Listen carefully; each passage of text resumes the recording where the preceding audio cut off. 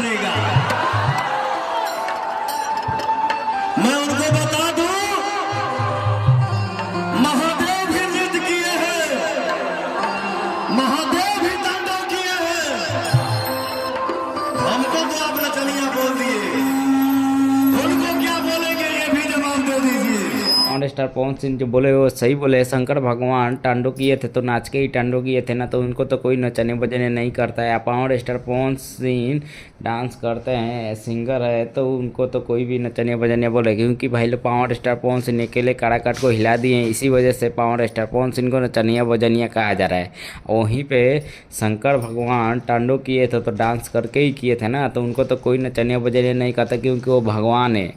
और वहीं पे पावर स्टार पवन सिंह को नचनिया बजनिया कहा जा रहा है। तो भाई लोग आप लोग कमेंट करके बताइए कि पावर स्टार पवन सिंह बोले हैं कि हाँ शंकर भगवान टांडो किए थे तो उनको तो कोई नचनिया बजनिया नहीं कहता है। अब मैं गाना गाता हूँ तो डांस करता हूँ तो मुझे नचनिया बजनिया बोला जा रहा है। तो पावर स्टार पवन सिंह जो बोले सही बोले हैं कि गलत बोले हैं, आप लोग कमेंट करके बताइएगा। एक बात और कहना चाहता हूँ, पावर स्टार पवन सिंह का आप लोग फैन है तो ज़रूर लाइक सब्सक्राइब कीजिएगा। हम मिलते हैं अगले वीडियो में, तब तक के लिए गुड बाय।